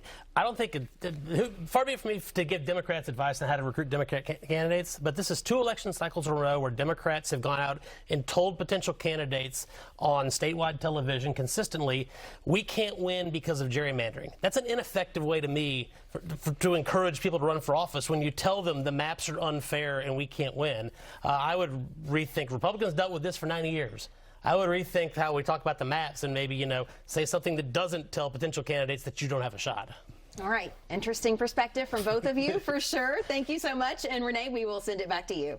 Well, good conversation, and thank you, Laura and Trey and Jared. So we want to talk about that House District 88, because when we left you here and then they got you back over there with Laura, there is a 53-vote difference, and it looks like Vanessa Grossel, who is the Republican, has taken the lead. Very thin at this point, and this is with 95% of the votes counted. So once again, does it depend on where the votes are out? 95%. It's close to 100. So is there somewhere that there's some ground that could shift things here? I'm hearing that it's Scott County votes that we're waiting on. Yeah. If that's right. Then that leads for Vanessa, correct? That would be the assumption. Yes, indeed. Yes. Well, you have 81% of Scott County reporting in here, I believe. And so it very in favor of Vanessa. So you've got a little bit more left to come for Scott County, but if it's trending the way we're looking at numbers right now, it's looking very positive for her. And we had just spoken a while ago about Andy Beshear and him, Cheryl Lynn Stevenson. He really did go out to bat for her. So if this changes the other way, what does it say, Al? Well, it's an embarrassment for him because they put a great deal of money and effort into trying to reelect her. And it looks like she's going to lose because the remaining votes appear to be from Scott County, where she did not do very well. Yeah. Let's talk about the presidential race. We know that a larger conversation is happening on our sister channel, but there are some implications for Kentucky and how things seem to be tracking in one particular state. I've been watching the New York Times Needle, which is essentially their forecast of how they think the race is likely to go based on polling, partial results, projections. And just a few minutes ago, they made their first preliminary lean, and the lean is to Donald Trump. They're forecasting him to win Georgia and North Carolina, which would require Harris to win Pennsylvania, Michigan, and Wisconsin, which they describe as a tall order. So Trump, if elected, would be ineligible to run in 2028. And Sherman, I teed it up for you. I would say that, you talked about the District 88 race. I would say that Governor Beshear's had a very good night. I'm looking at this In This Together PAC, which was formed earlier in the year. And then you look at the VP, when VP Harris took over, when President Biden dropped out. And the races that he was involved in, and In This Together specifically was involved in, is Pamela Goodwine. She won for the Supreme Court. Amendment 2, he was very much backing that. Governor Josh Stein in North Carolina.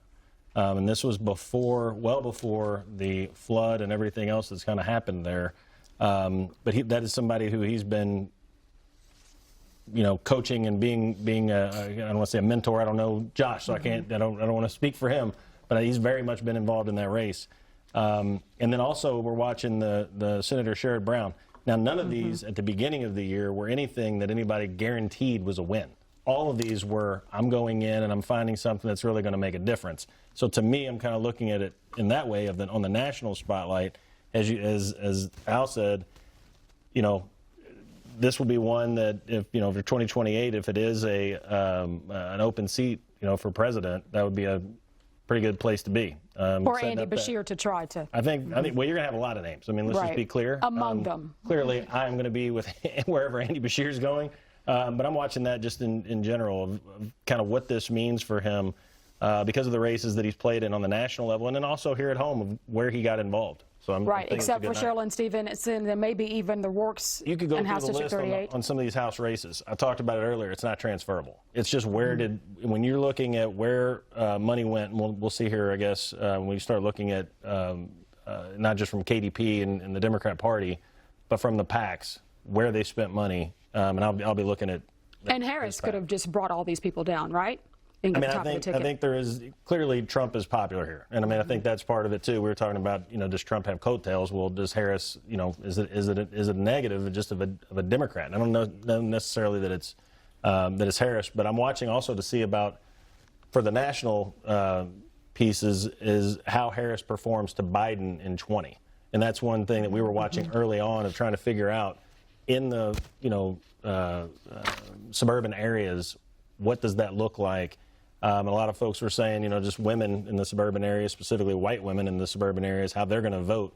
And I'm seeing just the numbers on exit polling. Looks like those numbers are down. I think one thing that maybe portends well for Beshear in a future conversation is if this trends the way Al was pointing out, it doesn't look like Tim Walz was a real asset to the ticket when all is said and done. He lost the debate to J.D. Vance, and when all was said and done, their favorable unfavorables were actually pretty comparable. And as again, vice presidential candidates really don't make much of a difference anyway. But you know, Tim Kaine was on Saturday Night Live last weekend as making fun of himself, and has not been talked about as a national figure or potential presidential candidate ever since. So if Harris were to lose tonight, I think one of the questions Democrats will have to ask is, did she pick the right person as the running mate? Could she have picked Josh Shapiro in Pennsylvania, for example, and done better in Pennsylvania, maybe better connected with some voters? Could she have picked Andy Beshear, and maybe he would have been a better job? I don't know that this is a great night for Andy Beshear in Kentucky. I know Sherman's trying, but if you're the governor and you win by 5 points and you won 30 counties with incumbent Republican, or 30 districts with incumbent Republicans, and you basically have a status quo, it's not a great night, but he himself, when he's on the ballot, he does well. And so if he is running for president, it's a message he can take around. And I think one of the things that makes him unique at the National Democratic Party level is his ability to talk about issues that are kind of more Democratic issues from a Democratic perspective, but with an infusion of faith. And I've always been really impressed with that. He's got a strong faith, and it comes through. And that's the kind of thing that I think might attract some swing voters who might be a little bit more uncomfortable with some of the National Democratic Party positions. And that's partially explains some of his success here in Kentucky. I'm still skeptical that there's a national audience for him. It's hard. He doesn't have a fundraising base here. But if Trump were to win, he by all means should give it a shot and try to be in that conversation. Bob, what do you think?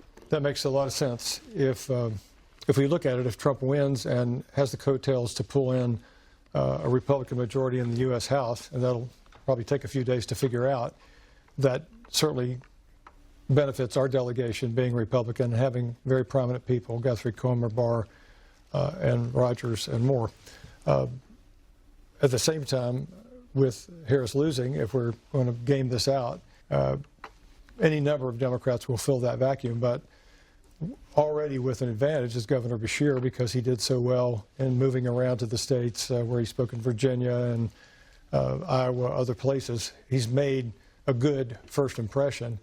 Long way to go. What I've heard out of people over and over again is we've got to get some new blood, some new talent, some new faces at the top of the tickets, and a relevant, meaningful, independent candidate.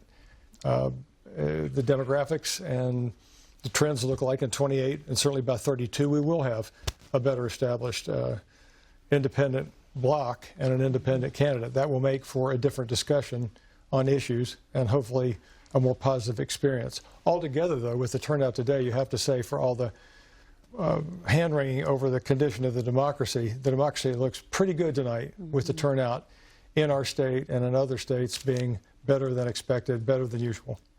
And as far as Beshear goes, it would have been really interesting to see him campaign as the running mate in North Carolina and Georgia, where that faith message would have been very effective. And hindsight's always 20/20, but I think we can safely say, Sherman, that in horse racing parlance, Andy Beshear has moved up in class, probably a couple of notches beyond where most Kentuckians would have expected him to be. So he is in the hunt.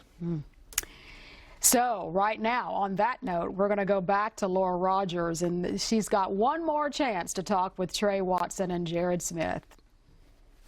All right, thank you so much, Renee. And we will chat now with Lacey Starling. She is president and CEO of Link NKY. And of course, you and your staff have been closely following and reporting on a couple of those key legislative races in your region, specifically House District 65 and 67. Lacey, I want to ask you about. It does appear incumbent Stephanie Dietz, who is the Republican, will keep her seat. What were some of the issues that you heard from voters that were important to them in this election?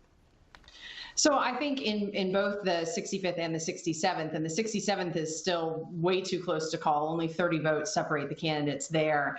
I think people are really concerned about being in the urban core up here in northern Kentucky and making sure that their issues are being heard by their elected representatives. Dietz flipped her district in 22 from Democrat to Republican, and I think she worked really hard in her campaign to talk about serving all of her constituents. She made a point of saying repeatedly that she didn't care if you were a Republican or Democrat. She cared that you lived in her district.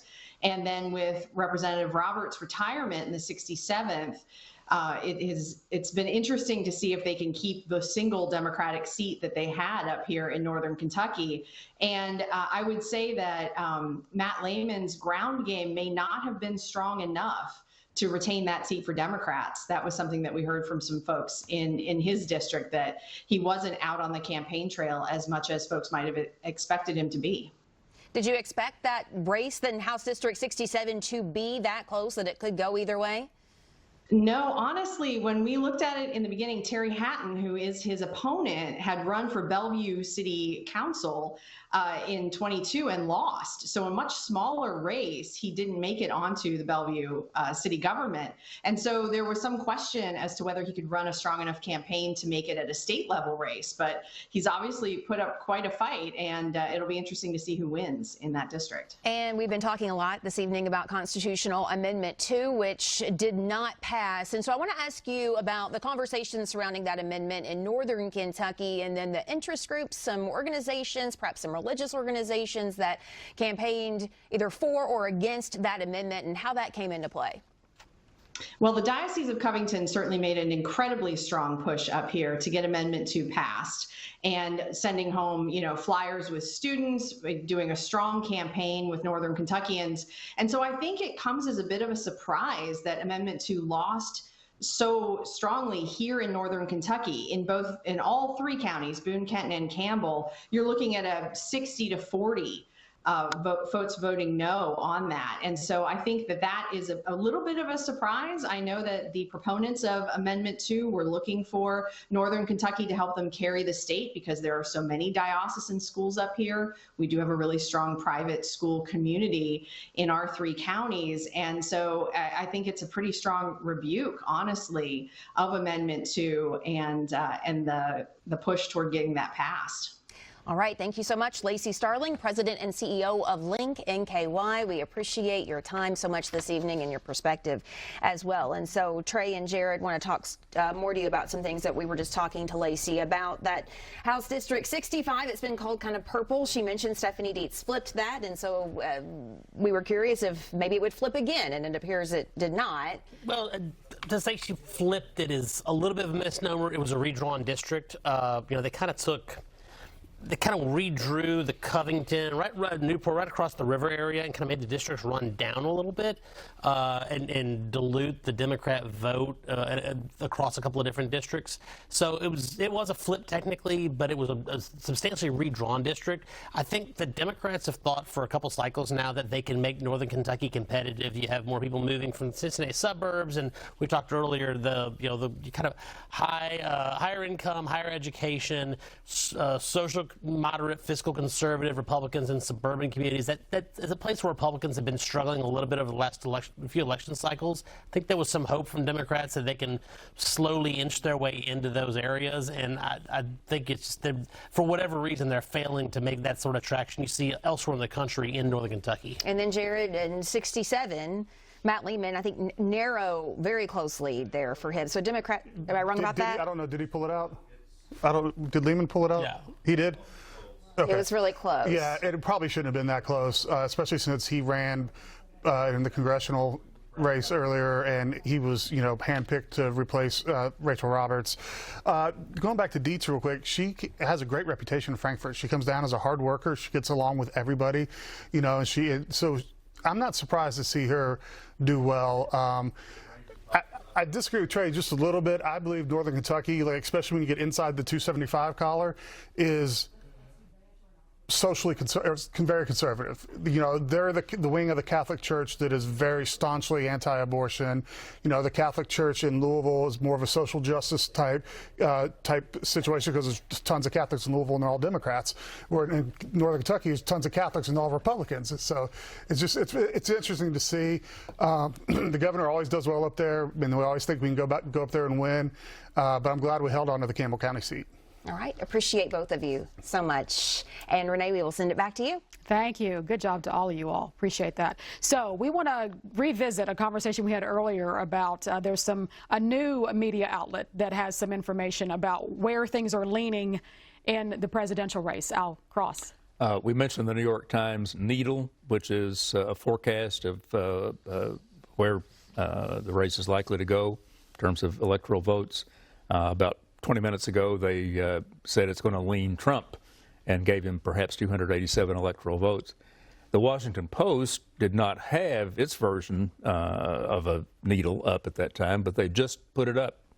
It's called The Pulse, and they say that the race is too close to forecast at this point, and the range of electoral votes to each candidate only has a 2-vote difference in favor of Donald Trump. So the race is still a toss-up nationally, but we've certainly taken care of the eventuality if Mr. Trump is elected. Right. We should have the cabinet secretary conversation, right? If Harris wins. And Sherman, you want to talk about that? He's done everything he's supposed to do.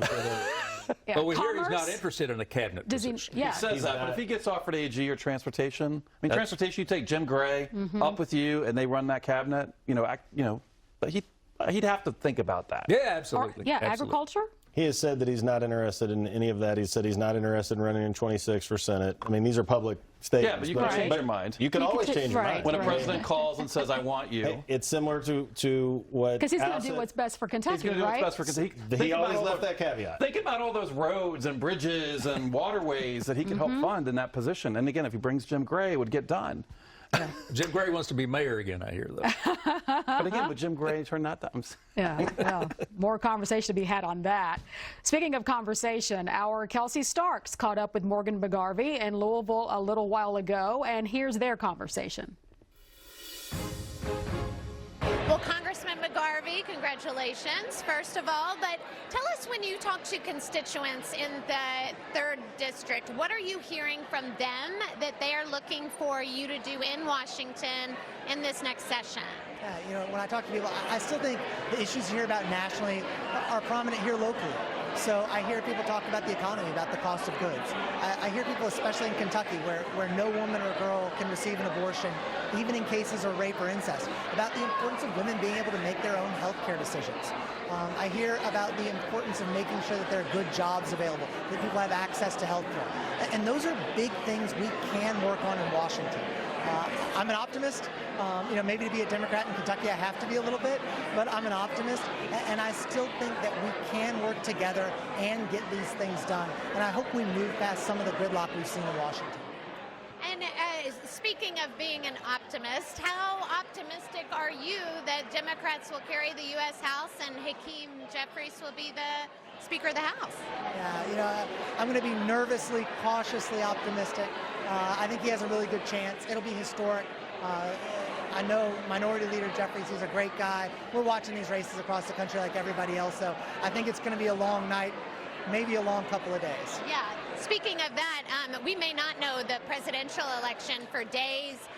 A recent PBS and NPR poll said that 72% of Americans were concerned about some type of violence happening in these days because of the election. Is that something you're concerned about? It's so unfortunate. This is not what people used to be concerned about elections. We would go vote, we'd wake up the next day, we'd come together as a country. And I think this is what we've seen in the Trump era. This is what we saw on January 6th. We can't normalize this type of violence.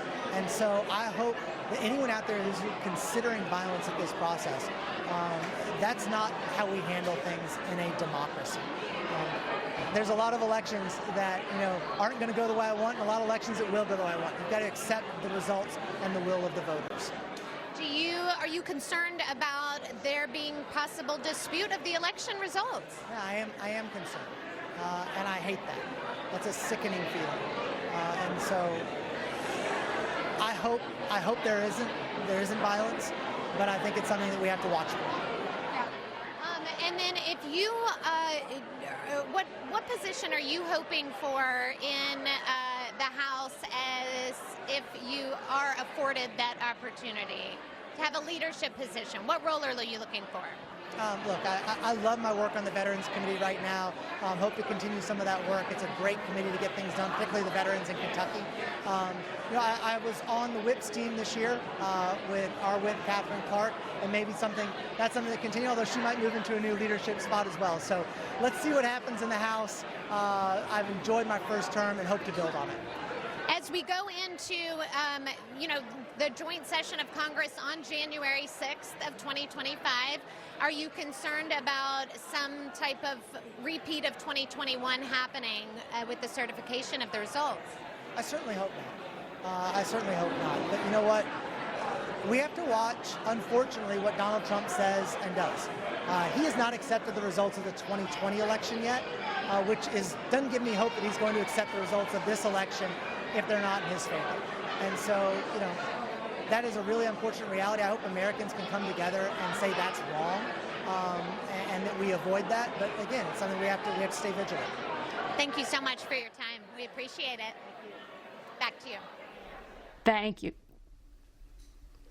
Thank you, Kelsey, and thank you, Congressman McGarvey, for your time. Bob Babbage, you wanted to chime in about real quick, Congressman McGarvey. McGarvey, for a period of time, was the only Democrat to have passed a bill in this session of Congress.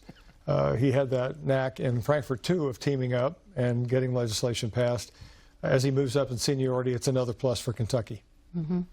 Anything you care to share about his possibilities?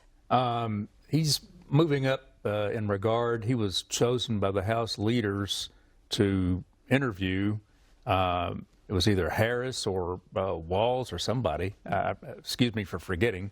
But, he's a freshman, and he's called upon to interview some candidate before the caucus. Maybe his journalism degree from the University of Missouri came in handy. That's what they were looking at for bona fides. Yes, Amy. We do have some early numbers in Senate District 29 with all of the write-ins. We just have some numbers coming in just from Knott County.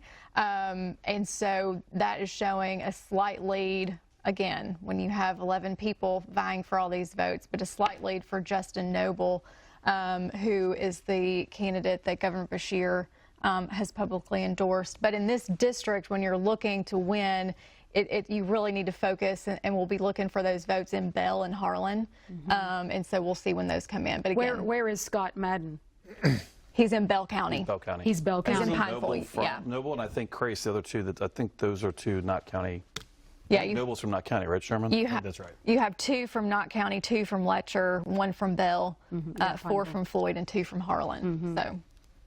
Well, we'll keep our eyes on that, and we won't know that tonight, Right. particularly by the time we go off air in just a few minutes. And there's a lot that we will have unknown, but of course we'll have a lot of updates tomorrow for you on Kentucky Edition at 6:30 Eastern, 5:30 Central. So in the time we have remaining, 6 minutes and some change, what is it that we know? I mean, we've kind of vacillated on House District 88, which was a 53-vote margin for the Republican at that time, with about 5% still out. There were some other races, too, that I think still needed some finality. Yeah, but I think if you step back and say, even if without even knowing that, to me, one of the stories of the evening, I think Amendment 2 is probably the biggest story because that's the most high profile. But also I look at these legislative races. The year after Andy Beshear wins a comfortable re-election, we have a status quo legislative race. Republicans went out, have been governing. They've been continue to grow or maintain their numbers. I heard the KDP chairman, Coleman Eldridge, talk about gerrymandering, but they hit 75 before the last round of redistricting. So it's a really kind of an unfair, it's an easy charge to throw out. And maybe you could say a couple districts are certainly more winnable for Republicans, but it's a Republican-controlled legislature. But what's fascinating to me is this bifurcation where the electorate voted overwhelmingly for Republican candidates, but then also overwhelmingly voted against an amendment that a supermajority of those Republicans put on the ballot. Mm-hmm. And so they can separate those things. I think it's one thing you have to keep in mind is when somebody goes to the ballot and they vote for a person, there isn't just one issue that most voters are deciding upon. It's not just education or abortion or religion or health care or taxes. It's all of those together. And so I think the Republicans over the last couple of cycles have shown that they can take a punch, they can grow their margins, they can hold their margins. And so there may be a little bit of noise that we don't know about in this election, but it's pretty clear it's kind of a status quo. And so we're at a roughly 80% margin. And we have Republicans winning at local levels. My friend Jonathan Gay won an open Commonwealth attorney's race in Mason, Fleming, and Bracken counties. Long-time Democratic area, but that's now a Republican area. And wins like that are just a reminder that in most of these elections, the Republicans are in the outside of Lexington and Louisville. That's the place to be. I think there's some room for optimism because I still think some of these suburbs in my area, in northern Kentucky, and in Lexington, Louisville, there's still some places for Democrats to grow. But they're going to have to build from the bottom up. They're going to have to do a better job of recruiting candidates. But it's hard when you're looking at these races and you say, why would I want to spend all this time away for a year in an uphill battle to go have a job that's part-time and I'm away from my family, pretty much full-time for 3 months. That's a tough sales pitch, given those numbers, since it's hard to make a difference in the minority. Trey, I think it says something about voters voting for who they like. Yeah. You have McDaniel and West both winning overwhelmingly for their state Senate seats, and Beshear won those areas last year. So the voter has really deviated in their selection if we just look at party only, but they're also looking deeper than that. Let's give them credit for having more ability to judge and reach a conclusion. Yeah. I think something too to look at is your campaign tactics that are utilized. And while we live in a digital age and people talk about who's on TV and your web ads and your mailers, these races that really come down to a couple hundred votes, especially in the Louisville area, the northern Kentucky area where we're seeing holds in the House Republicans, old-fashioned shoe leather, door to door, right? I have never seen so many doors knocked by Ken Fleming, Susan Witten, Emily Callaway, Jared Bauman, and I have to give a shout, and Stephanie Dietz, but I have to give a shout out to their biggest cheerleader and their biggest campaign volunteer that we're going to miss in the General Assembly, and that is Kevin Bratcher. Yeah. He was out there with every single one of them every single day hitting the pavement, and I think you cannot discount knocking on someone's door and talking to voters and really hearing what their concerns are and asking for their vote. You can spend all the money on media that you want to, and that's a necessary part of the campaign.